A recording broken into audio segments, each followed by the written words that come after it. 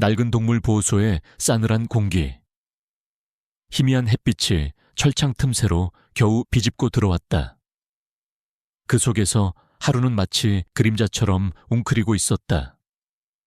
저먼 shepherd 특유의 위풍당당함은 온데간데 없고, 녀석의 등에는 깊게 패인 흉터들이 거미줄처럼 엉켜 있었다. 털은 윤기를 잃었고 한쪽 다리는 절룩거렸다. 녀석의 눈빛은 누구에게도 마음을 열지 않겠다는 듯 깊은 불신과 경멸로 가득했다. 사람의 손길이 닿으려 할 때마다 녀석은 낮게 으르렁거리며 이빨을 드러냈다. 보호소 직원들은 하루의 곁에 다가가는 것조차 힘들어했다. 수의사 김 원장은 하루의 차트를 보며 깊은 한숨을 내쉬었다. 이대로는 안 됩니다. 공격성이 너무 강해서 입양은 불가능하고 치료에도 전혀 반응을 보이지 않아요. 스트레스가 너무 심해서 몸도 점점 쇠약해지고 있습니다. 김 원장의 목소리에는 안타까움이 역력했다. 그는 오랜 경험의 수의사였지만 하루처럼 완전히 마음을 닫아버린 개는 처음이었다. 마지막 선택지는 안락사뿐이라는 절망적인 분위기가 보호소 전체를 감쌌다. 모두가 하루를 포기하고 있었다. 그때였다. 삐걱거리는 문소리와 함께 보호소 안으로 작은 그림자 하나가 들어섰다. 민서 고작 7 살배기 소녀였다. 민서는 수줍음이 많고 말수가 적은 아이였다. 또래 아이들처럼 활발하게 뛰어놀기보다는 조용히 그림을 그리거나 책을 읽는 것을 좋아했다. 그녀는 매주 토요일마다 엄마와 함께 보호소에 와서 동물들에게 간식을 주고 철장 너머로 이야기를 건네곤 했다. 다른 아이들이 귀엽고 애교 많은 강아지들에게 달려갈 때도 민서는 늘 구석에 홀로 앉아있는 동물들에게 눈길을 주었다. 그녀의 눈은 어른들이 보지 못하는 것들을 보고 어른들이 듣지 못하는 것들을 듣는 듯 했다. 오늘도 민서는 여느 때처럼 다른 강아지들을 지나쳐 하루가 웅크리고 있는 철장 앞으로 다가섰다. 엄마인 윤지영은 민서의 손을 잡으며 말했다. 민서야, 저 강아지는 좀 위험하단다. 가까이 가지 않는 게 좋겠어. 윤지영은 동물 심리 전문가였다. 그녀는 하루의 눈빛에서 깊은 트라우마를 읽을 수 있었다. 하지만 민서는 엄마의 말을 듣지 않는 듯 했다. 그녀는 조용히 하루의 철장 앞에 쪼그리고 앉았다. 하루는 민서의 존재를 알아채자마자 낮게 으르렁거렸다. 녀석의 눈빛에는 날카로운 경계심이 서려 있었다. 민서는 그런 하루의 반응에도 아랑곳하지 않았다. 그녀는 작은 손을 뻗어 철창을 조심스럽게 잡았다. 그리고 하루의 눈을 깊이 들여다보았다. 그 순간 민서의 눈동자에 투명한 빛이 스치는 듯했다. 그녀는 하루의 내면에 숨겨진 고통과 절망, 그리고 강렬한 분노를 온몸으로 느끼는 듯했다. 그것은 마치 전류가 흐르는 듯한 생생한 감각이었다. 민서는 하루의 눈을 마주한 채 엄마가 잠자리에 들 때마다 불러주던 자장가를 나지막이 흥얼거리기 시작했다. 그녀의 목소리는 작고 여렸지만 보호소의 차가운 공기를 따뜻하게 감싸는 듯했다. 멜로디는 단순했지만 그 속에는 순수한 위로와 끝없는 애정이 담겨 있었다. 자장자장 우리 아가 편히 잠들렴. 꿈속에서 예쁜 꽃밭을 거닐렴. 하루는 민서의 노랫소리에 놀라운 반응을 보였다. 녀석의 으르렁거림이 잦아들었다. 뻣뻣하게 굳어있던 몸이 미세하게 떨리기 시작했다. 녀석의 귀가 쫑긋 섰고 흐릿했던 눈동자의 희미한 초점이 잡히는 듯했다. 하루는 고개를 살짝 기울여 민서의 노래를 듣는 듯했다. 마치 오랜 시간 잊고 지냈던 기억을 떠올리려는 듯. 녀석의 눈빛에 혼란스러움과 함께 알 수 없는 감정이 스쳐 지나갔다. 김 원장과 직원들은 숨을 죽이고 이 광경을 지켜보았다.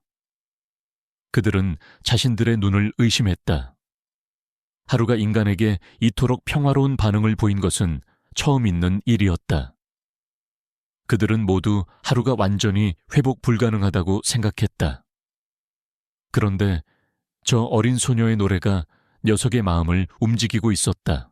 민서는 노래를 멈추지 않았다.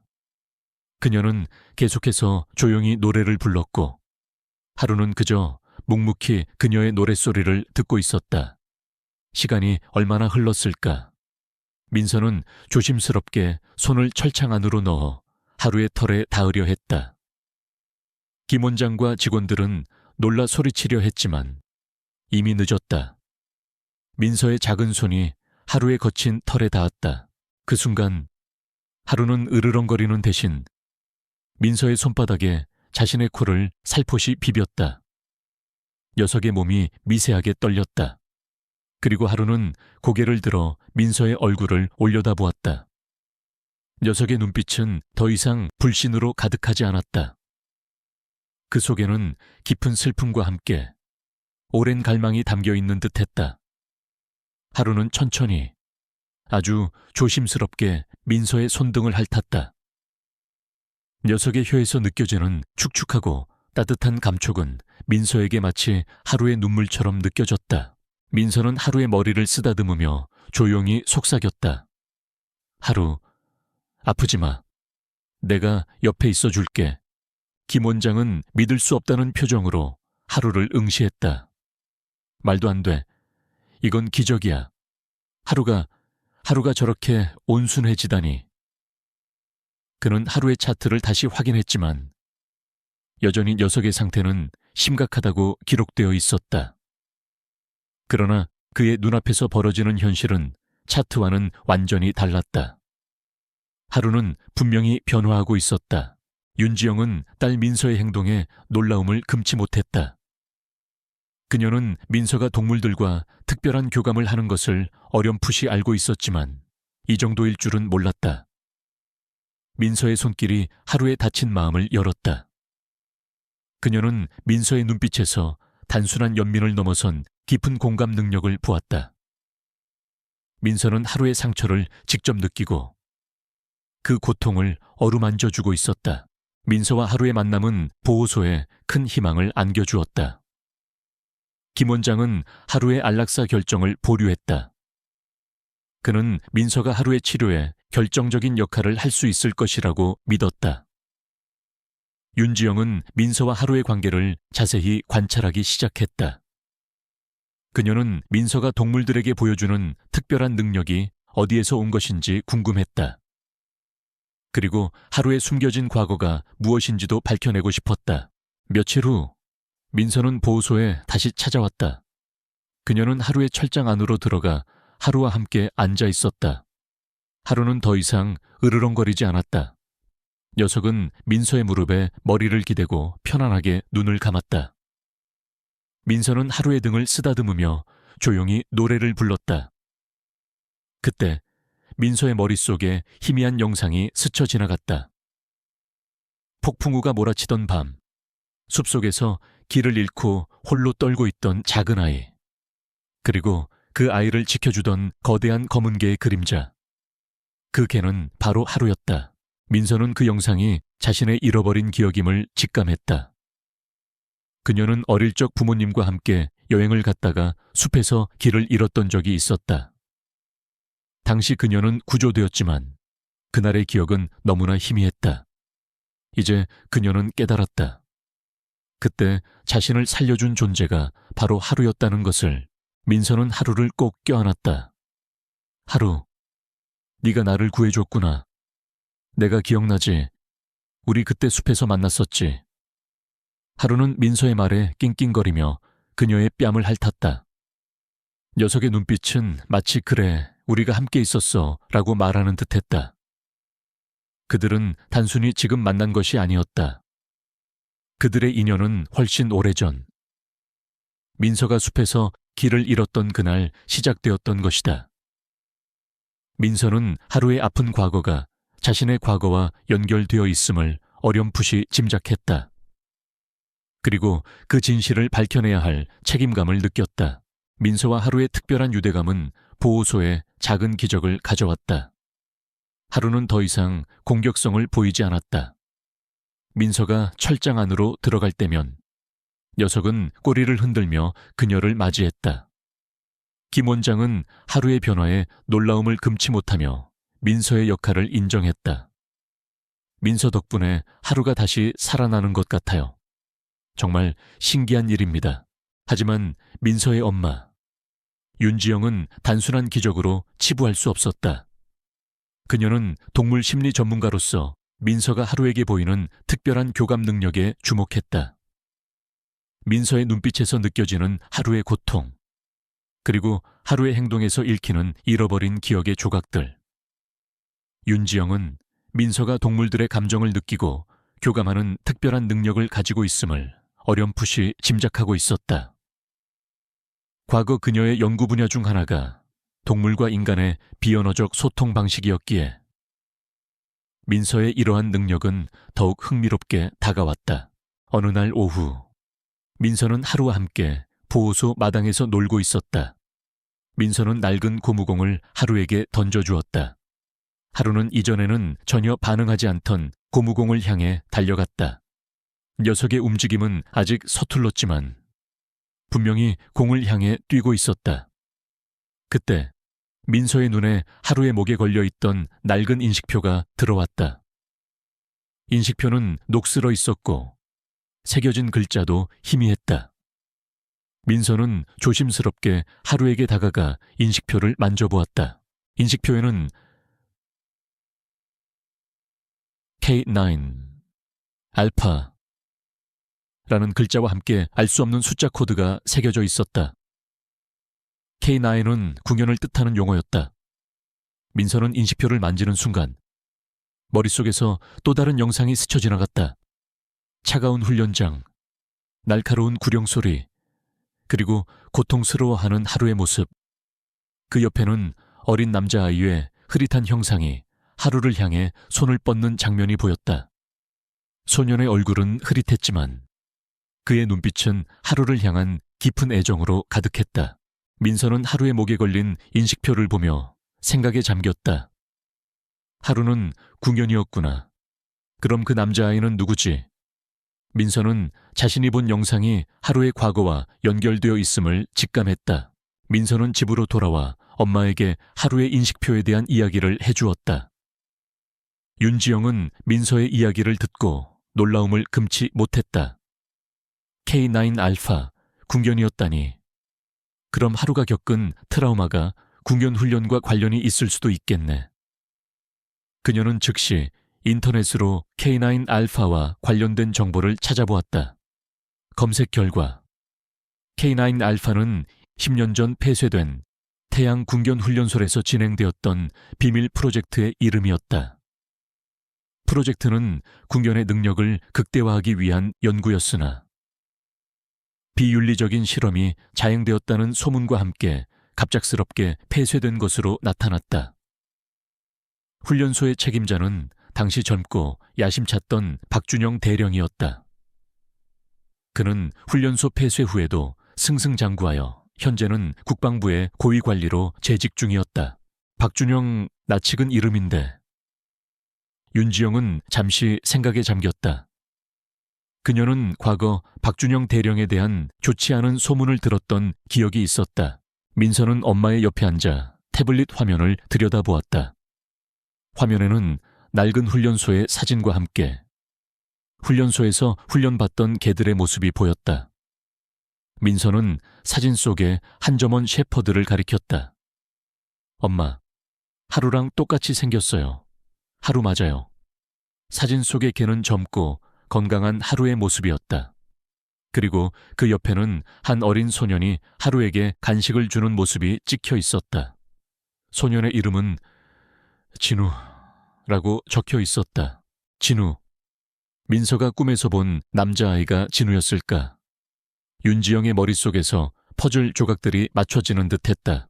민서는 하루의 인식표를 만지는 순간 또 다른 감각을 느꼈다. 그것은 단순히 과거의 영상이 아니라 하루의 감정, 즉 깊은 배신감과 함께 그 남자아이 진우에 대한 그리움이었다. 하루는 진우를 그리워하고 있었고 동시에 그를 잃은 슬픔과 어떤 오해로 인한 분노를 느끼고 있었다. 윤지영은 민서의 이러한 특별한 능력에 대해 더욱 깊이 탐구해야겠다고 결심했다. 그녀는 민서의 능력이 단순한 공감을 넘어 동물의 기억과 감정을 직접적으로 읽어내는 정신 감흥 능력일지도 모른다고 생각했다. 이는 그녀의 오랜 연구 분야와도 깊은 연관이 있었다. 그녀는 민서의 친부모님에 대한 정보를 다시 찾아보기 시작했다. 민서는 고아원에서 입양되었고 친부모님에 대한 정보는 거의 없었다. 하지만 윤지영은 민서의 친부모님이 혹시 태양궁연훈련소와 관련이 있을지도 모른다는 직감을 지울 수 없었다. 며칠 후 윤지영은 충격적인 사실을 발견했다. 태양궁연훈련소에서 프로젝트 블랙도그를 연구했던 주요 연구원 명단에 민서의 친부모님 이름이 올라와 있었던 것이다. 이민호 박사와 정수현 박사. 그들은 생체공학 분야에 촉망받는 과학자들이었지만 훈련소 폐쇄 직전 의문의 사고로 사망한 것으로 기록되어 있었다. 민서의 친부모님이 이 프로젝트에 참여했다고. 그럼 민서의 능력도 그 프로젝트와 관련이 있는 걸까? 윤지영은 혼란스러웠다. 그리고 그들의 죽음이 단순한 사고가 아닐지도 모른다는 불길한 예감이 들었다. 그녀는 민서의 친부모님과 함께 프로젝트에 참여했던 이정우라는 연구원의 이름을 발견했다. 그는 현재 연락이 두절된 상태였다. 윤지영은 이정구가 모든 진실을 알고 있을지도 모른다고 생각했다. 그날 밤 민서는 하루와 함께 잠이 들었다. 그녀의 꿈속에서 태양궁연훈련소의 지하 실험실이 생생하게 펼쳐졌다. 어둡고 차가운 공간, 비인도적인 실험 장비들, 그리고 철창 안에 갇혀 고통받는 개들의 모습. 어린 하루는 그곳에서 끔찍한 실험을 당하고 있었다. 그리고 한 소년이 몰래 하루에게 다가와 위로하는 모습이 보였다. 소년은 바로 사진 속의 진우였다. 진우는 하루에게 간식을 주고 몰래 상처를 치료해 주었다. 꿈속에서 민서는 진우의 목소리를 들을 수 있었다. 하루, 조금만 참아. 내가 너를 꼭 구해줄게. 우리는 함께 나갈 거야. 하지만 박준영 대령의 목소리가 들려왔다. 진우 감히 내까짓게 실험을 방해해. 당장 나와. 박 대령은 진우를 붙잡아 지하 실험실에 가두었다. 진우는 하루를 향해 필사적으로 손을 뻗었다. 하루 도망쳐. 내가 곧 돌아올게. 그리고 꿈의 마지막 장면. 민서의 친부모님인 이민호 박사와 정수현 박사가 박 대령에게 붙잡혀 고통받는 모습이 보였다. 그들은 박 대령의 비인도적인 실험을 폭로하려다가 발각된 것이 분명했다. 그들은 마지막으로 하루에게 무언가를 속삭였다. 하루, 진실을 꼭 밝혀줘. 그리고 그들은 박 대령의 부하들에게 끌려나갔다. 훈련소 전체가 불길에 휩싸였다. 하루는 불타는 훈련소에서 겨우 탈출했지만 심각한 부상을 입고 정신적인 충격을 받았다. 그리고 진우는 보이지 않았다. 꿈에서 깨어난 민서는 숨을 헐떡였다. 그녀의 얼굴은 눈물과 땀으로 범벅이 되어 있었다. 하루는 민서의 옆에 바싹 붙어 그녀의 얼굴을 핥았다. 민서는 하루의 털을 부여잡고 울음을 터뜨렸다. 하루, 내가 다 봤어. 그 아저씨가 나빴어. 엄마 아빠도, 진우 오빠도. 윤지영은 민서의 비명소리에 달려왔다. 그녀는 민서의 꿈 이야기를 듣고 충격을 받았다. 민서의 특별한 능력이 단순히 공감을 넘어 과거의 사건을 직접 경험하는 듯한 정신감흥 수준에 도달했다는 것을 알 수 있었다. 그리고 그 꿈은 태양궁연훈련소에서 벌어진 끔찍한 진실을 그대로 보여주는 듯했다. 윤지영은 민서가 본 꿈이 단순한 꿈이 아니라는 것을 직감했다. 그것은 잃어버린 진실의 조각들이었다. 그녀는 박준영 대령이 민서의 친부모님을 살해하고 모든 것을 은폐하려 했다는 사실에 분노했다. 그리고 하루가 진우와 함께 그 모든 비극을 목격하고 살아남은 유일한 증인이라는 것을 깨달았다. 윤지영은 남편에게 이 모든 사실을 알렸다. 민서의 아빠, 박성진은 아내와 딸의 이야기에 경악했다. 그는 IT 보안 전문가였다. 그는 아내와 딸을 보호하고 박준영 대령의 모든 죄를 세상에 밝히기 위해 자신의 모든 능력을 동원하기로 결심했다. 그들은 이제 더 이상 하루의 과거를 파헤치는 단순한 조사가 아니라는 것을 알았다. 그것은 진실을 위한 싸움이자 박준영 대령이라는 거대한 권력에 맞서는 싸움이었다. 그리고 그 싸움의 중심에는 특별한 능력을 가진 민서와 상처 입은 영웅 하루가 있었다. 민서의 꿈은 단순한 환상이 아니었다.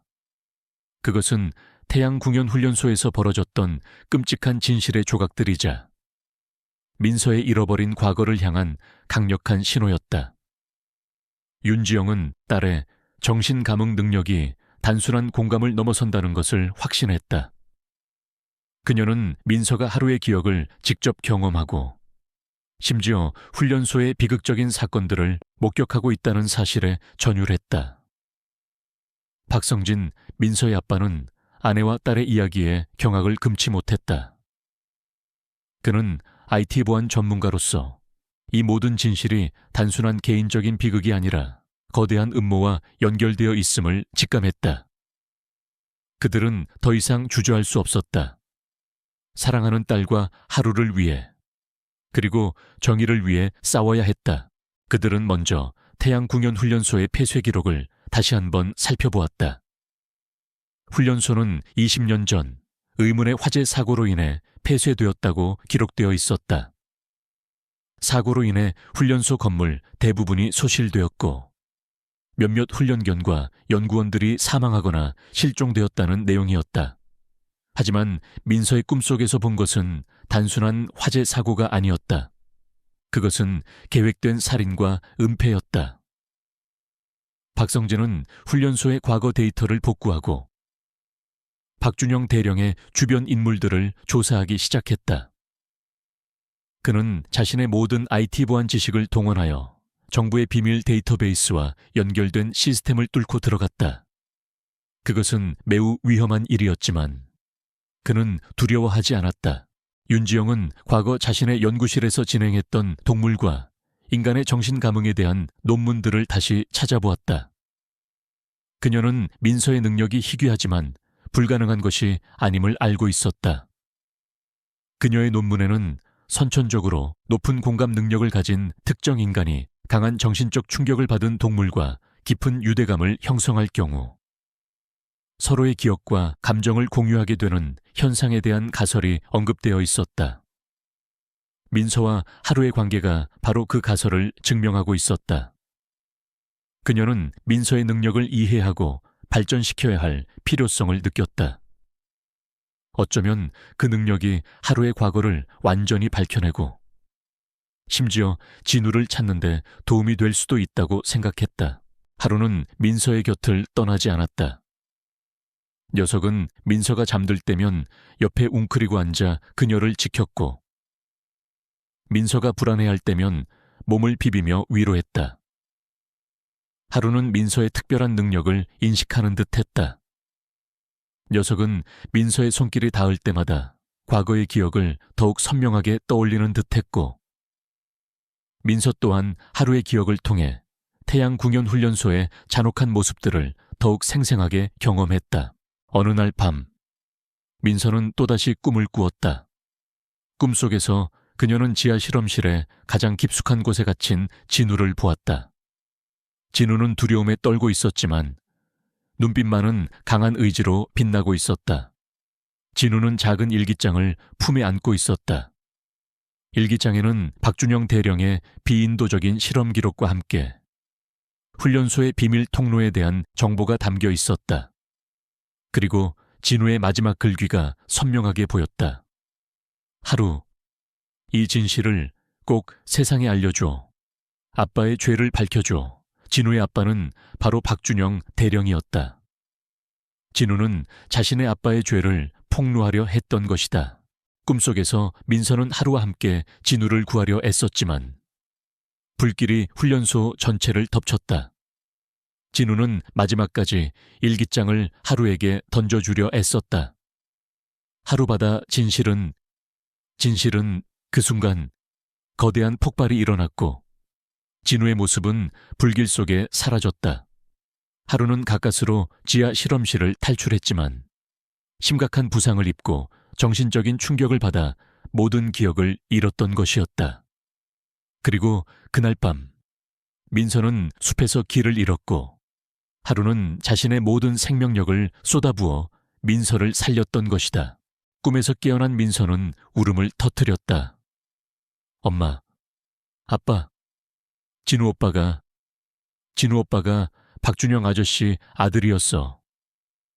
박준영 아저씨가 진우 오빠랑 우리 친엄마 아빠도 죽였어. 진우 오빠가 하루한테 진실을 밝혀달라고 했어. 윤지영과 박성진은 민서의 꿈 이야기에 큰 충격을 받았다. 진우가 박준영 대령의 아들이었다는 사실, 그리고 진우 또한 박 대령의 손에 죽임을 당했다는 사실은 그들에게 엄청난 충격이었다. 그들은 박 대령의 악랄함에 치를 떨었다. 이제 그들은 박 대령이 단순히 비인도적인 실험을 한 것이 아니라 자신의 아들까지도 죽이는 폐륜적인 살인자임을 알게 되었다. 박성진은 곧바로 이정우 연구원에 대한 정보를 추적했다. 이정우는 태양궁연훈련소에서 유일하게 살아남은 연구원이었지만 그 이후로 종적을 감춘 상태였다. 박성진은 그의 행방을 추적하기 위해 모든 방법을 동원했다. 그는 이정우가 진실을 알고 있는 유일한 생존자일 것이라고 확신했다. 며칠간의 밤샘 작업 끝에 박성진은 이정우가 현재 이름과 신분을 바꾸고 외딴 시골 마을에서 은둔 생활을 하고 있다는 사실을 알아냈다. 이정우는 과거의 충격과 죄책감으로 인해 깊은 우울증을 앓고 있었고 세상과의 모든 연락을 끊은 채 살아가고 있었다. 박성진은 윤지영과 함께 이정우를 찾아가기로 결심했다. 그들은 민서와 하루를 데리고 시골 마을로 향했다. 이정우의 집은 낡고 허름한 오두막이었다. 그들은 조심스럽게 문을 두드렸다. 한참 후에야 문이 열렸고 초췌한 얼굴의 남자가 문틈으로 고개를 내밀었다. 그는 과거 촉망받던 과학자의 모습과는 거리가 멀었다. 그의 눈에는 깊은 그림자가 드리워져 있었다. 이정우 씨 되시죠? 저희는 태양궁연훈련소 사건에 대해 여쭤볼 것이 있어서 왔습니다. 박성진이 조심스럽게 말을 꺼냈다. 이정우는 박성진의 말에 경악했다. 그의 얼굴은 순식간에 공포에 질린 듯 변했고 그는 황급히 문을 닫으려 했다. 가세요. 저는 아무것도 몰라요. 저에게 더 이상 묻지 마세요. 그때 하루가 이정우를 향해 맹렬하게 으르렁거렸다. 하루는 이정우의 얼굴을 기억하는 듯했다. 녀석의 눈빛에는 분노와 함께 알 수 없는 감정이 뒤섞여 있었다. 민서는 하루의 으르렁거림 속에서 이정우의 죄책감과 두려움을 느꼈다. 이정우는 하루의 울음소리를 듣더니 몸을 떨었다. 그는 마치 과거의 악몽이 되살아난 듯했다. 민서는 이정우에게 조용히 다가갔다. 그녀는 작은 손을 내밀어 이정우의 손을 잡았다. 그리고 그녀의 손에서 희미한 푸른빛이 피어올랐다. 푸른빛은 이정우의 손을 감쌌고 이정우는 놀란 듯 눈을 크게 떴다.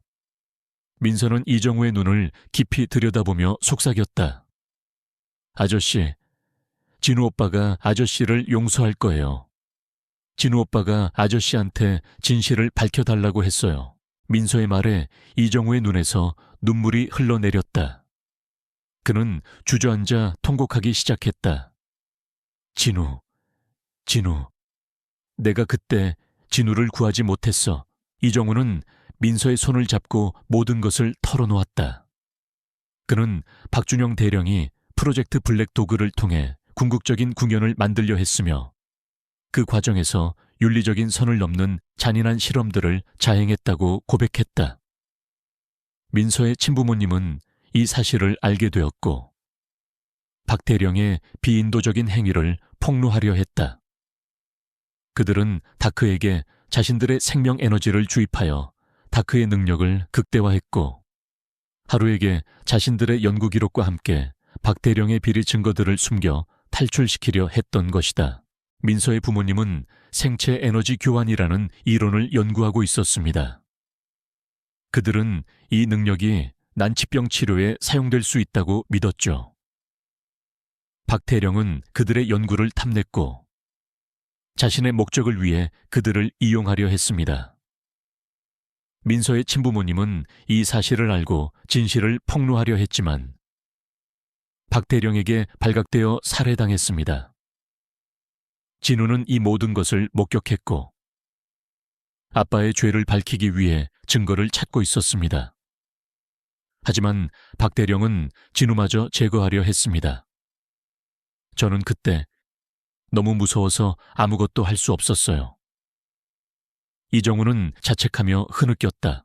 이정우는 숨겨두었던 진우의 일기장과 함께 프로젝트 블랙도그의 모든 비밀이 담긴 USB를 건네주었다.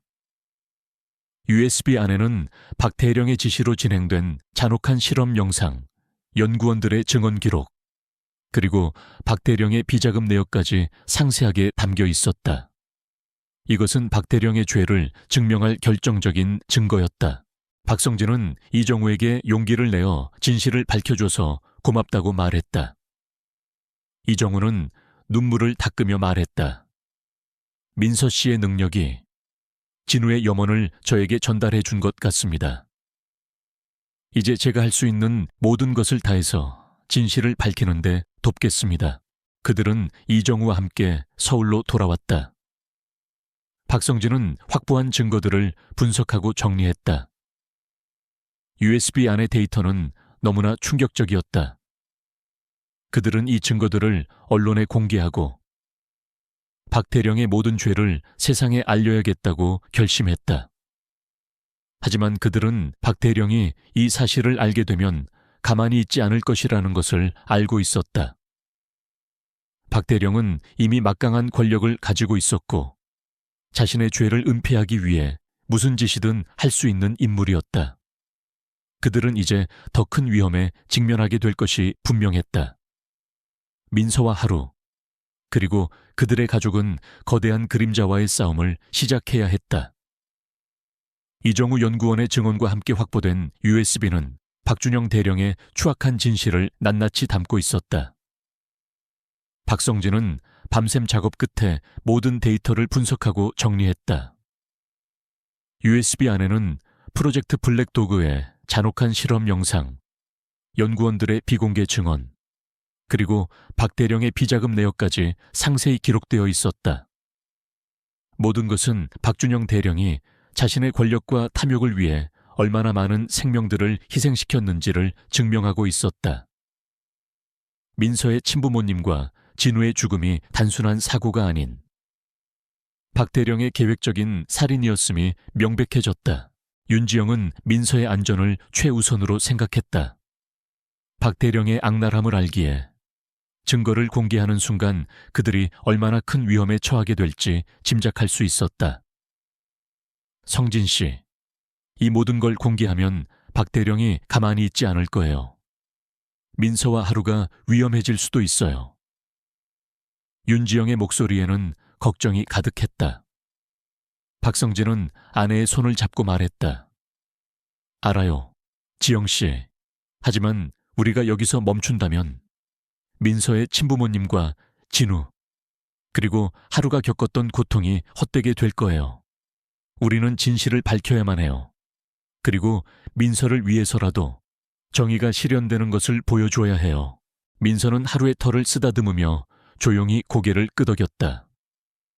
그녀의 눈빛은 비록 어렸지만 굳건한 결의가 담겨 있었다.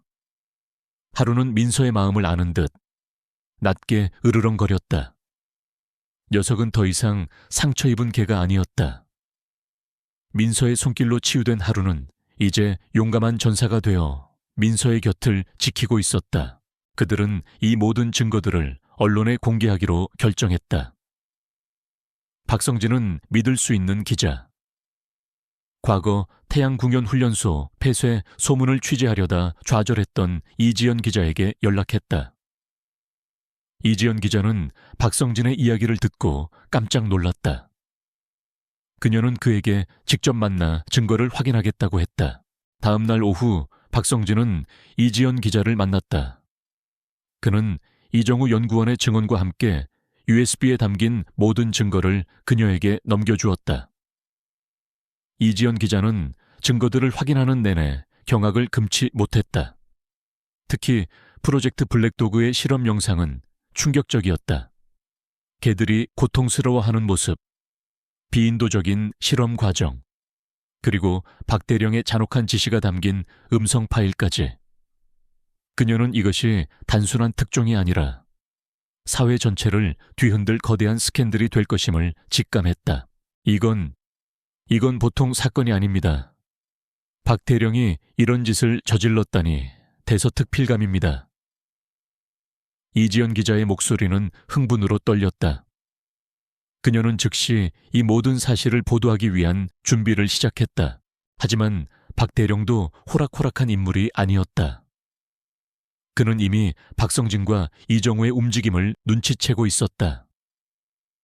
박성진이 이지연 기자를 만난다는 첩보를 입수한 박대령은 즉시 자신의 사설 경호원들을 동원하여 그들을 미행하기 시작했다.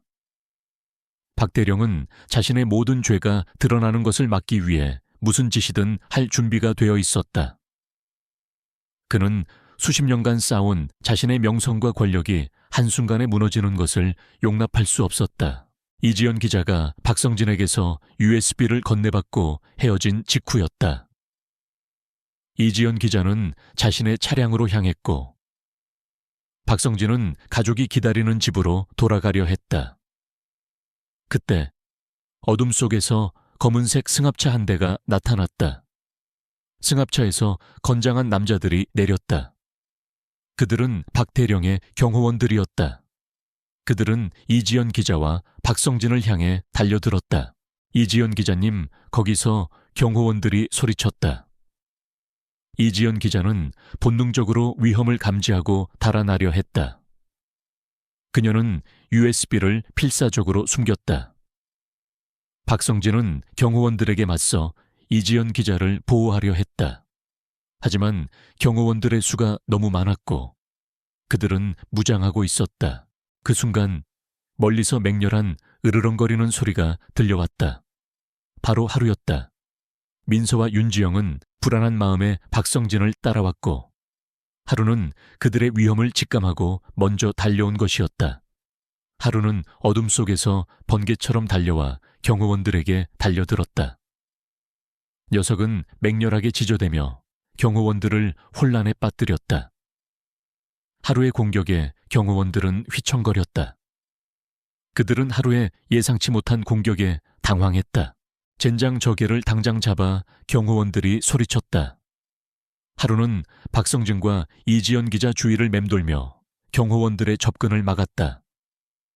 녀석은 자신의 몸을 던져 그들을 보호했다. 이지연 기자는 그 틈을 타 차량에 올라타 시동을 걸었다. 박성진 씨, 어서 타세요. 박성진은 하루를 바라보았다. 하루야, 어서 와. 하지만 하루는 박성진의 말을 듣지 않았다. 녀석은 박성진과 이지연 기자가 무사히 도망칠 수 있도록 시간을 벌어주려는 듯 경호원들을 향해 다시 돌진했다. 하루의 눈빛은 불타오르는 듯했다. 녀석은 마치 어서 도망쳐 내가 막을게 라고 말하는 듯했다. 하루 안 돼 민서의 비명소리가 들려왔다. 민서는 엄마와 함께 달려와 이 모든 광경을 목격하고 있었다. 민서는 하루에게 달려가려 했지만 윤지영이 그녀를 붙잡았다. 안 돼, 민서야, 위험해. 박성진은 눈물을 머금고 이지연 기자의 차량에 올라탔다. 차량이 빠르게 현장을 벗어났다. 하루는 경호원들에게 포위되었다. 경호원들은 하루를 향해 몽둥이를 휘둘렀고 하루는 필사적으로 저항했다. 하지만 녀석의 몸은 점차 지쳐갔다. 경호원 중 한 명이 하루의 다리를 몽둥이로 강하게 내리쳤다. 하루는 고통에 신음하며 쓰러졌다. 녀석의 다리에서는 피가 흘러나왔다. 저 개새끼. 죽이지 말고 생포해 회장님께서 직접 처리하신다고 했다. 김 실장이 소리쳤다. 하루는 쓰러진 채로도 김 실장을 향해 으르렁거렸다. 녀석의 눈빛은 증오로 불타올랐다. 김 실장은 하루의 목에 밧줄을 걸고 질질 끌고 갔다. 하루는 필사적으로 저항했지만 이미 몸은 만신창이가 되어 있었다. 녀석은 고통에 신음하며 어둠 속으로 끌려갔다. 박성진과 이지연 기자는 무사히 현장을 벗어났지만 그들의 마음은 하루에 대한 걱정으로 가득했다. 이지연 기자는 즉시 USB에 담긴 모든 자료를 분석하여 기사를 작성하기 시작했다. 그녀는 박 대령의 모든 악행이 세상에 드러나는 순간이 다가오고 있음을 직감했다. 박성진은 집으로 돌아와 민서와 윤지영을 만났다. 민서는 하루의 걱정에 울음을 멈추지 못했다. 아빠, 하루 괜찮을까요? 하루가 아프겠죠? 하루 아파하는 게 느껴져요. 민서가 울먹이며 말했다. 그녀는 하루의 고통을 정신적으로 느끼는 듯했다. 박성진은 민서를 꼭 껴안았다. 괜찮을 거야. 민서야, 아빠가 하루를 꼭 찾아올게. 박 대령이 어디로 데려갔는지 알아내서 하루를 꼭 구해올 거야. 그는 밤새도록 하루의 행방을 추적했다. 박 대령의 사설 경호원들이 하루를 끌고 간 곳은 박 대령 소유의 외딴 별장이었다. 그곳은 숲속에 깊숙이 숨겨져 있었고 외부인의 접근이 철저히 차단되어 있었다. 박성진은 그곳의 보안 시스템을 해킹하여 내부 구조와 감시 카메라 위치를 파악했다. 박 대령은 하루를 그곳에 가두고 직접 처리할 계획이었다. 한편 이지연 기자의 특종 기사는 다음 날 아침 대한민국을 뒤흔들었다. 태양궁연훈련소의 잔혹한 비밀, 박준영 대령의 비인도적인 실험과 살인, 은폐된 진실과 영웅견 하루의 희생. 모든 언론이 이 사건을 대서특필했다. 국민들은 충격에 빠졌고 박 대령에 대한 비난 여론이 들끓었다. 국방부는 즉시 진상조사위원회를 꾸리고 박 대령에 대한 수사에 착수했다. 박 대령은 모든 혐의를 부인했지만 이미 증거는 명백했고 그의 운명은 결정된 듯했다. 하지만 박 대령은 마지막 발악을 준비하고 있었다. 그는 자신의 별장에 하루를 가두고 하루를 이용해 이 모든 진실을 덮으려 했다. 그는 하루를 죽여 입막음하고 모든 증거를 인멸할 계획이었다. 박 대령은 하루에게 최후의 고통을 안겨주려 했다. 박성진은 모든 준비를 마쳤다. 그는 박 대령의 별장으로 하루를 구출하러 가기로 결심했다. 윤지영은 불안했지만 남편의 결심을 존중했다. 그녀는 민서와 함께 집에서 박성진이 돌아오기를 기다리기로 했다. 민서는 하루의 목걸이를 꽉 쥐고 있었다. 목걸이에서는 희미한 푸른빛이 여전히 빛나고 있었다. 그것은 하루가 아직 살아있다는 신호이자 민서에게 도움을 요청하는 신호였다. 아빠, 하루, 아프지 않게 해줘요. 민서가 울먹이며 박성진의 손을 잡았다. 박성진은 민서의 손을 꼭 쥐었다. 걱정 마, 민서야. 아빠가 하루를 꼭 데리고 올게. 그리고 박 대령의 악행도 완전히 끝낼 거야. 그는 어둠이 깔린 밤, 박 대령의 별장을 향해 홀로 발걸음을 옮겼다. 그곳에는 하루의 목숨과 그리고 민서의 가족의 미래가 걸려 있었다. 밤의 장막이 깊게 드리워진 박 대령의 외딴 별장은 마치 거대한 그림자처럼 숲속에 잠겨 있었다. 박성진은 어둠을 뚫고 별장을 향해 나아갔다. 그의 손에는 손전등 하나와 아내와 딸을 지켜야 한다는 강한 의지가 들려 있었다. 별장 주변은 높은 담장과 최첨단 감시 카메라로 삼엄하게 경비되고 있었다. 하지만 박성진은 이미 박대령의 보안 시스템을 해킹하여 모든 것을 파악하고 있었다. 그는 조용히 별장 안으로 잠입했다. 별장 내부는 호화로웠지만 동시에 음산한 기운이 감돌았다. 박성진은 감시 카메라를 피해 조심스럽게 움직였다. 그의 심장은 격렬하게 요동쳤지만 그는 민서와 하루를 생각하며 평정심을 유지하려 애썼다. 그는 하루가 갇혀있을 만한 장소를 수색하기 시작했다. 민서의 꿈속에서 하루가 고통받았던 지하 실험실과 유사한 곳이 있을 것이라고 짐작했다. 별장의 지혜는 외부와 완벽하게 차단된 공간이 있었다. 박성진은 비밀번호를 해제하고 굳게 닫힌 철문을 열었다. 문이 열리자 차가운 금속 냄새와 함께 피비린내가 코를 찔렀다. 그곳은 과거 태양궁연훈련소의 지하 실험실을 축소해 놓은 듯한 공간이었다. 낡은 철창들이 줄지어 놓여 있었고 한 철창 안에는 피투성이가 된 하루가 축 늘어져 있었다.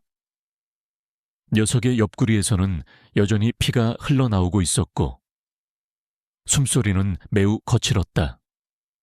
하루는 의식을 잃은 채 죽음의 문턱에 서 있는 듯했다. 하루야 하루, 박성진은 하루에게 달려갔다. 그는 하루의 피 묻은 몸을 조심스럽게 안아들었다. 하루의 몸은 차갑게 식어 있었고 맥박은 희미했다. 박성진은 하루를 살리기 위해 필사적으로 애썼지만 마땅한 방법이 없었다. 그는 민서의 특별한 능력이 절실하게 필요했다. 민서만이 하루를 구할 수 있었다. 그 순간 박성진의 전화가 울렸다. 민서였다. 민서의 목소리는 절박했다. 아빠, 하루 아파요. 하루가 너무 아파요. 제가 가야 해요. 하루가 저를 부르고 있어요. 민서는 멀리 떨어져 있음에도 하루의 고통을 정신적으로 느끼고 있었다. 그녀는 아빠가 하루를 찾았음을 직감하고 병원에서 도망쳐 나온 것이었다. 윤지영은 민서를 막으려 했지만 민서의 의지는 너무나 강했다. 민서의 아빠가 지금 하루 옆에 있어. 하루가 너무 위독해. 어서 와줘. 엄마랑 같이 와야 해. 박성진의 목소리는 떨렸다. 그는 민서에게 별장의 위치를 자세히 알려주었다. 민서는 엄마와 함께 택시를 타고 박대령의 별장으로 향했다. 택시 안에서 민서는 하루의 목걸이를 꼭 쥐고 있었다. 목걸이에서는 희미한 푸른빛이 더욱 강렬하게 빛나기 시작했다. 민서는 눈을 감고 하루의 고통을 온몸으로 느꼈다. 그녀는 하루를 살리기 위해 자신의 모든 것을 바칠 준비가 되어 있었다. 박대령은 자신의 별장으로 향하는 민서와 윤지영의 움직임을 감지했다. 그는 이미 별장 지하에서 하루를 처분하려던 참이었다. 박대령의 얼굴에는 분노와 함께 알 수 없는 광기가 서려 있었다. 감히 내 비밀을 방해해 모두 다 죽여버릴 테다. 그는 경호원들에게 민서와 윤지영을 막고 하루를 처리하라고 지시했다. 박성진은 하루를 안고 지하 실험실을 벗어나려 했다. 하지만 이미 별장 주변에는 박대령의 경호원들이 삼엄하게 경비를 서고 있었다. 그들은 완벽하게 포위된 상태였다. 박성진 감히 이곳까지 침입해 내 목숨을 여기서 끝내주마. 박대령의 목소리가 별장 안에 울려 퍼졌다. 그는 직접 총을 들고 박성진이 있는 지하로 내려왔다. 박성진은 하루를 품에 안고 박대령과 맞섰다. 박대령의 눈빛에는 살기가 가득했다. 어리석은 놈, 네가 감히 내게 대항하려 하다니. 저 개새끼와 함께 여기서 죽어라. 박대령은 박성진을 향해 총을 겨누었다. 그때 별장 문이 요란하게 열리고 민서와 윤지영이 뛰어들어왔다. 민서는 아빠와 하루가 위험에 처한 것을 보고 망설임 없이 달려갔다. 그녀의 눈빛은 이전과는 달랐다. 두려움 대신 강한 결의가 담겨 있었다. 아빠 하루, 민서는 박대령을 향해 달려갔다. 박대령은 어린 민서의 등장에 당황했다. 그는 민서가 생체 에너지 교환 능력의 완벽한 발현임을 직감하고 경악했다. 내까짓 계집애가 감히 당장 멈춰. 하지만 민서는 멈추지 않았다. 그녀는 박성진의 품에 안겨있는 하루에게 달려갔다. 그리고 자신의 작은 손을 하루의 총상 부위에 올려놓았다. 그녀의 손에서 강렬한 황금빛으로 변한 푸른빛이 뿜어져 나왔다. 빛은 하루의 몸을 감쌌고 총상에서 솟구치던 피가 멈추는 듯했다. 하루의 몸이 미세하게 떨리더니 녀석의 숨소리가 점차 규칙적으로 변하기 시작했다. 총상이 아물기 시작했고 녀석의 몸에서 상처의 흔적이 사라지는 듯했다.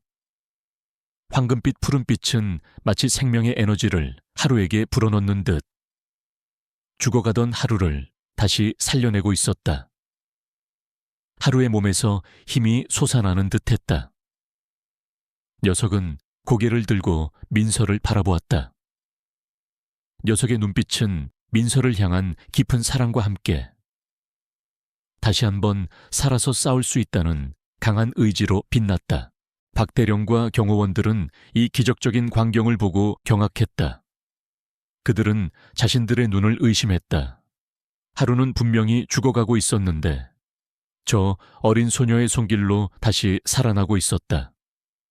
박대령은 민서의 능력이 자신의 모든 계획을 망칠 수 있음을 깨달았다. 그는 민서를 제거해야겠다고 결심했다. 박대령은 총을 겨누고 민서를 향해 발사하려 했다. 그때 몸을 완전히 회복한 하루가 번개처럼 박대령에게 달려들었다. 녀석은 이전보다 훨씬 빠르고 강력해져 있었다. 하루는 박대령의 팔을 물어뜯었고 박대령은 고통의 비명을 지르며 총을 놓쳤다. 하루는 맹렬하게 으르렁거리며 박대령을 바닥에 쓰러뜨렸다. 녀석의 눈빛은 과거 자신과 진우 그리고 민서의 친부모님에게 고통을 안겨준 박대령에 대한 분노로 불타올랐다. 경호원들이 하루에게 달려들었다. 하루는 민서를 보호하기 위해 필사적으로 싸웠다. 녀석은 경호원들을 물어뜯고 넘어뜨리며 그들을 제압했다. 민서의 황금빛 푸른빛은 하루에게 무한한 에너지를 공급하는 듯했다. 하루는 마치 과거 프로젝트 블랙도그가 추구했던 완벽한 궁연의 모습으로 다시 태어난 듯했다. 그때 멀리서 경찰차 사이렌 소리가 들려왔다. 이정우 연구원이 이지연 기자와 협력하여 경찰의 박대령의 은신처와 모든 증거를 신고했던 것이다. 경찰 특공대가 별장 안으로 들이닥쳤다. 박대령과 그의 경호원들은 순식간에 제압당했다. 박대령은 마지막까지 발악했지만 결국 수갑이 채워졌다. 그의 얼굴에는 절망과 분노 그리고 패배감이 뒤섞여 있었다. 민서는 하루의 옆에 서서 그들을 바라보았다. 그녀의 얼굴은 창백했지만 그녀의 눈빛은 승리감으로 빛났다. 그녀는 자신의 친부모님과 진우의 억울함을 풀어주었고 하루의 고통을 치유했으며 박대령의 악행을 세상에 드러냈다. 그들은 함께 이 모든 것을 해냈다. 박성진과 윤지영은 민서와 하루를 꼭 껴안았다. 그들은 서로의 존재에 감사하며 이 모든 시련을 이겨낸 것에 대한 안도감을 느꼈다. 하루는 민서의 얼굴을 핥아주며 녀석의 따뜻한 마음을 전했다. 민서는 하루의 털을 쓰다듬으며 조용히 속삭였다. 하루, 이제 다 끝났어. 이제 우리는 행복할 거야. 그들은 박대령의 별장을 떠나 빛이 비치는 세상으로 향했다. 하루의 이야기는 단순한 기적이 아니었다. 그것은 용기, 희생, 그리고 사랑의 증거였다. 그리고 민서의 능력은 더 이상 두려운 것이 아니었다. 그것은 그녀가 세상을 더 나은 곳으로 만들 수 있는 특별한 선물이었다. 박준영 대령의 별장에서 벌어진 일은 단순한 체포를 넘어 대한민국 사회에 거대한 파장을 일으켰다. 이지연 기자가 특종 보도한 내용은 삽시간에 전국을 뒤흔들었고 프로젝트 블랙도그의 잔혹성과 박 대령의 죄악이 만천에 드러났다. 공중은 분노하여 전면적인 조사와 합당한 처벌을 요구했다. 박 대령은 완강히 부인했지만 모든 직위를 박탈당하고 재판을 기다리며 구금되었다. 민서와 하루, 그리고 그들의 가족은 혼란 속에서 집으로 돌아왔다. 박 대령이 체포되었음에도 불구하고 대치 상황의 여파는 여전히 남아있었다. 하루에게 에너지를 전달한 후 민서는 연약하고 기진맥진한 상태가 되었다. 그녀는 깊은 잠에 빠졌고 때때로 하루와 친부모님의 비극적인 과거에 대한 섬광 같은 이미지에 깜짝 놀라 깨어나곤 했다. 하루는 완전히 회복되었음에도 불구하고 민서의 곁을 한시도 떠나지 않았고 그녀를 걱정스러운 눈빛으로 항상 지켜보았다. 결과와 쇠약집으로 돌아온 후 민서는 에너지가 없는 듯 보였다. 그녀는 잠을 많이 잤고 깨어났을 때는 눈빛이 피곤하고 몸이 창백했다. 민서가 하루나 다른 동물에게 집중하려고 할 때마다 그녀는 어지럽고 약해지는 것을 느꼈다. 하루를 구할 때 폭발했던 황금빛 푸른빛은 이제 희미하고 약한 빗줄기에 불과했다. 민서의 어머니 윤지영은 매우 걱정했다. 동물 심리 전문가로서 그녀는 민서가 너무 많은 생체 에너지를 사용했을 수 있다는 것을 이해했다. 그녀는 김 교수가 목걸이와 에너지 교환 능력에 대해 말했던 것을 기억했다. 윤지영은 민서가 이 능력을 계속해서 통제하지 않고 사용한다면 딸의 건강에 영구적인 해를 끼칠 수 있다고 우려했다. 아가, 괜찮니? 윤지영은 민서의 머리카락을 쓰다듬으며 걱정스러운 목소리로 말했다. 민서는 고개를 살짝 저었다. 조금 피곤할 뿐이에요. 엄마, 하지만 하루는 다시 건강해졌어요. 그녀는 애써 미소를 지었지만 그 미소는 창백했다. 민서의 아버지 박성진도 마찬가지로 걱정했다. 그는 그 능력에 엄청난 힘을 목격했지만 민서가 치러야 할 때가 또한 보았다. 우리는 민서가 이 능력을 통제할 수 있도록 도와야 해요. 더 이상 딸을 그렇게 위험에 빠뜨릴 수는 없어요. 그는 아내에게 말했다. 그들은 하루의 목걸이의 미스터리를 풀고 생체 에너지 현상에 대한 깊은 지식을 가진 김 교수를 다시 만나기로 결정했다. 김 교수는 그들의 이야기를 심각한 표정으로 들었다. 그는 현재 민서의 목에 걸려있는 하루의 목걸이를 확인했고 그 빛이 매우 희미해졌다는 것을 발견했다. 민서가 너무 많은 에너지를 사용했어요. 제가 우려했던 대로입니다. 김 교수가 진지하게 말했다. 이 목걸이는 단순한 도체가 아니라 에너지 조절 도구이기도 합니다. 민서의 에너지는 고갈되었지만 동시에 이 목걸이 안에 남아있는 미스터리의 일부를 활성화시켰습니다. 김 교수는 목걸이가 희귀한 광물로 만들어졌으며 생체 에너지를 저장하고 증폭하는 능력이 있다고 설명했다. 민서의 친부모님인 이민호 박사와 정수현 박사는 프로젝트 블랙도그에서 이를 깊이 연구했지만 그들의 목표는 무기화가 아닌 질병 치료 방법을 찾는 것이었다. 그들은 박 대령의 훈련소를 탈출하는 동안 하루가 증거를 가지고 갈 수 있도록 목걸이를 통해 하루에게 자신들의 생명 에너지의 일부를 주입했다. 그리고 민서가 하루를 구할 때 그녀는 무의식적으로 이 에너지 교환 과정을 다시 활성화시켜 자신의 힘을 소모하여 하루를 소생시킨 것이다. 이 목걸이가 열쇠입니다. 김 교수가 말했다. 우리는 그 메커니즘을 더 깊이 이해해야 합니다. 민서에게 에너지를 보충하거나 적어도 그녀가 자신을 해치지 않도록 에너지 흐름을 제어하는 방법을 찾을 수 있을지도 모릅니다. 잠재적인 위협 민서의 가족이 그녀를 치료할 방법을 찾으려 노력하는 동안 또 다른 위협이 여전히 도사리고 있었다. 박대령은 체포되었지만 그의 공범들, 특히 김 실장은 여전히 법의 심판을 받지 않은 채였다. 김 실장은 박대령의 오른팔이자 잔인하고 교활한 인물이었다. 그는 민서의 능력과 하루의 가치를 알고 있었다.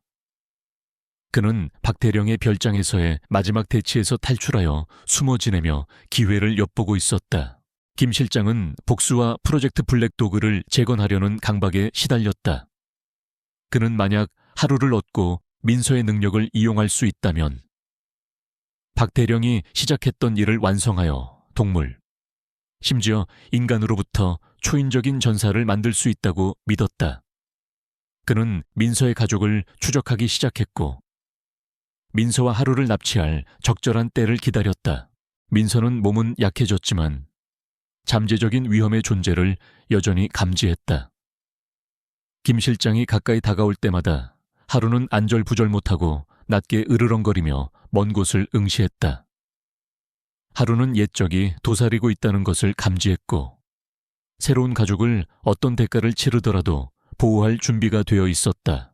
발견과 계획, 박성진과 윤지영은 민서의 능력을 안전하게 통제할 방법을 찾을 때까지 김 실장에 대해 즉시 경찰에 신고하지 않기로 결정했다. 그들은 집의 보안을 강화하고 항상 하루를 민서 곁에 두었다. 김 교수는 한 가지 계획을 제안했다. 우리는 목걸이 안에 있는 광물에 대해 더 깊이 조사해야 합니다. 고대에는 고대 샤먼들이 치유의식에 사용했던 생명 결정에 대한 전설이 있습니다. 만약 우리가 그런 결정을 찾을 수 있다면 민서의 에너지를 재조정하는 데 도움이 될 수 있습니다. 김 교수가 수집한 고대 기록에 따르면 단서는 외딴산에 잊혀진 고대 사찰로 이어졌다. 이 사찰은 생체 에너지에 대한 비밀을 간직하고 있으며 고대 샤먼들이 치유의식을 행하던 곳이라고 전해졌다. 위험했지만 이것이 민서를 구할 유일한 희망이었다. 그들은 민서와 하루를 데리고 떠나기로 결정했다. 하루는 믿을 수 있는 길잡이였다. 녀석은 신성한 장소나 특별한 에너지를 가진 장소로 가는 길을 기억하는 듯했다. 그들은 또한 프로젝트 블랙도그의 전 연구원이자 자신의 잘못을 속죄하고 싶어하는 이정우로부터 도움을 받았다. 그는 민서의 친부모님의 에너지 실험에 대한 추가 정보를 제공했으며 그들이 목걸이의 효과를 증폭시키기 위해 특정 보석을 사용했다는 사실을 언급했다. 산으로 향하는 여정은 험난했다. 길은 험했고 날씨는 혹독했다. 그러나 민서의 가족은 흔들리지 않았다. 그들은 이것이 딸을 구하고 과거의 위협을 완전히 끝내기 위한 마지막 싸움이라는 것을 알고 있었다. 하루는 선두에서 나섰고 때때로 멈춰서 냄새를 맡고 으르렁거리며 잠재적인 위험에 대해 경고했다. 한편 김 실장은 그들의 움직임을 알아냈다. 그는 남아있는 부하들을 동원하여 추격하기 시작했다. 그는 고대 사찰이 자신이 갈망하는 능력의 비밀을 숨기고 있는 곳이라고 믿었다. 운명적인 마지막 대치가 산 정상에서 그들을 기다리고 있었다. 민서와 하루, 그리고 그들의 가족은 숙적과 맞서 싸워야 했고 함께 치유와 평화로운 삶을 찾아야 했다. 짙은 안개가 자욱하게 뒤덮인 웅장한 산은 수천 년 된 비밀을 품고 있었다. 민서의 가족은 하루, 그리고 정구와 함께 험난한 지형을 헤치고 고대 사찰을 향해 나아갔다. 한 걸음 한 걸음이 도전이었지만 민서의 치유와 정의 구현이라는 희망은 그들을 계속 나아가게 했다. 하루는 앞장서서 걸었고 경계심 가득한 귀를 쫑긋 세우며 때때로 낮게 으르렁거려 안개 속에 숨어있는 잠재적인 위험을 경고했다. 고대 사찰에서의 최후의 대결. 그들은 해질녘에 고대 사찰에 도착했다. 시간의 풍패 달아 이끼로 뒤덮인 사찰은 신성하면서도 신비로운 분위기를 풍겼다. 지는 해의 희미한 빛이 오래된 돌담을 비추며 환상적인 풍경을 연출했다. 여기야 생명 결정이 있을지도 몰라. 김 교수가 흥분한 듯 눈을 반짝이며 중얼거렸다. 하지만 그들의 희망은 김 실장과 남은 부하들의 예상치 못한 등장으로 금세 꺾였다. 김 실장은 그들을 여기까지 추적해 온 것이었다. 김 실장의 얼굴은 탐욕과 광기로 일그러져 있었다. 그는 박대령 때문에 모든 것을 잃었고 이제 민서의 능력과 하루의 비밀이 자신의 제국을 재건할 열쇠라고 믿었다. 마침내 너희를 찾았다. 김 실장이 으르렁거렸다. 그는 민서와 하루를 노려보았다. 하루를 돌려줘. 그럼 너희에게 더 쉬운 죽음을 선사해주지. 하루는 민서를 보호하려는 듯 앞으로 뛰쳐나와 이빨을 드러내며 으르렁거렸다. 녀석은 더 이상 예전의 나약한 하루가 아니었다. 민서의 손길로 되살아난 하루의 힘과 의지는 녀석을 진정한 전사로 만들었다. 네오는 결코 우리를 가질 수 없을 거야. 박성진이 소리치며 민서를 등 뒤로 밀었다. 윤지영은 민서를 꽉 안았고 정우는 박성진 옆에 서서 그들과 맞설 준비를 했다. 격렬한 싸움이 벌어졌다. 하루는 김 실장의 부하들에게 달려들어 그들을 물고 쓰러뜨렸다. 녀석은 학대받았던 세월 동안 쌓였던 모든 분노를 표출하듯 온 힘을 다해 싸웠다. 정우는 전사는 아니었지만 민서와 가족을 보호하기 위해 필사적으로 저항했다. 평범한 남자였던 박성진 또한 아내와 딸에게 손대지 못하게 하려고 목숨을 걸고 싸웠다. 김 실장은 혼란스러운 틈을 타 민서에게 곧장 달려들었다. 그는 민서가 하루의 약점이라는 것을 알고 있었다. 저 계집애를 잡아. 민서는 위험을 감지했다. 그녀는 김 실장의 부하들과 싸우느라 지쳐가는 하루를 보았고 결심했다. 그녀는 자신의 목에 걸린 목걸이를 꽉 쥐었다. 다시 한번 민서의 손에서 황금빛 푸른빛이 뿜어져 나왔지만 이번에는 단순한 치유의 빛이 아니었다. 그것은 결의와 저항의 빛이었다.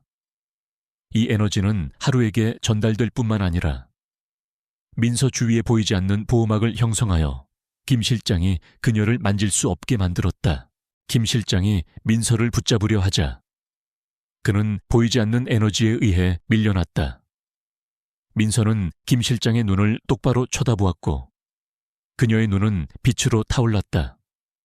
당신은 더 이상 하루를 해칠 수 없어요. 누구도 해칠 수 없어요. 이때 민서로부터 힘을 얻은 하루는 대부분의 부하들을 제압했다. 녀석은 돌아와 김 실장과 마주섰고 위협적인 으르렁거림을 냈다. 김 실장은 겁에 질려 이 작은 소녀와 개의 힘을 과소평가했음을 깨달았다. 그는 도망치려 했다. 정의 실현과 치유, 바로 그때 멀리서 경찰차 사이렌 소리가 산 전체에 울려 퍼졌다. 김 교수와 정우의 정보 덕분에 경찰이 제때 도착한 것이었다. 김 실장과 남은 부하들은 체포되었다. 한때 공포를 퍼뜨렸던 그는 이제 정의의 심판을 받게 되었다. 모든 것이 점차 가라앉았다. 민서는 능력을 사용한 후 약간 피곤했지만 이번에는 이전처럼 기진맥진하지 않았다. 목걸이의 빛은 강렬하지도 희미하지도 않게 서서히 안정되었다. 김 교수는 민서가 이 과정을 여러 번 겪으면서 하루와의 강한 유대감이 그녀의 몸이 에너지를 더 잘 조절할 수 있도록 도왔다고 설명했다.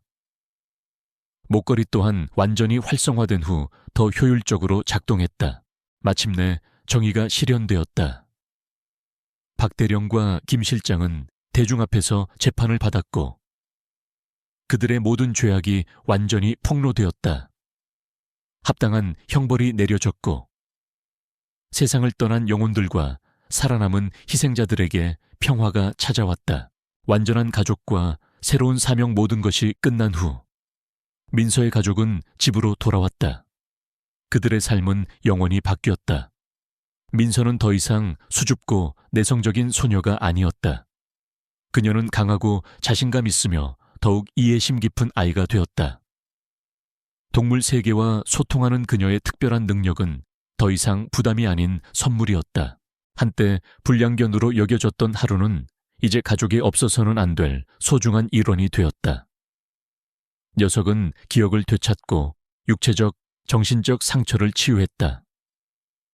민서를 향한 하루의 사랑과 충성심은 무조건적이었고 인간과 동물 사이에 깨지지 않는 유대를 생생하게 증명했다. 정우는 진실을 밝히는 데 도움을 준 후 마음의 평화를 찾았다. 그는 동물 보호 활동에 참여하기 시작했고 자신의 지식을 사용하여 보호소를 돕고 있다. 그는 과거의 잘못을 속죄하는 과정에서 삶의 의미를 찾았다. 민서의 가족은 김 교수와 정우와 함께 새로운 동물 연구 및 보호센터를 설립했다. 이곳은 다친 동물들을 치료하는 곳일 뿐만 아니라 인간과 동물의 유대관계, 생체 에너지가 어떻게 치유와 생명보호에 사용될 수 있는지에 대한 연구를 진행하는 곳이기도 했다. 민서는 자신의 특별한 능력으로 센터의 심장이 되었고 동물들이 다시 신뢰를 찾고 마음의 상처를 치유하도록 도왔다. 하루는 민서의 충실한 동반자가 되어 그녀와 함께 새로운 사명을 수행했다. 민서와 하루의 이야기는 전설이 되어 수백만 명의 사람들에게 용기, 사랑, 그리고 용서의 힘을 전파했다. 이 이야기는 가장 상처받은 영혼조차도 빛과 희망을 찾을 수 있으며 때로는 작은 소녀와 그녀의 친절한 마음이 세상을 변화시킬 수 있음을 상기시킨다.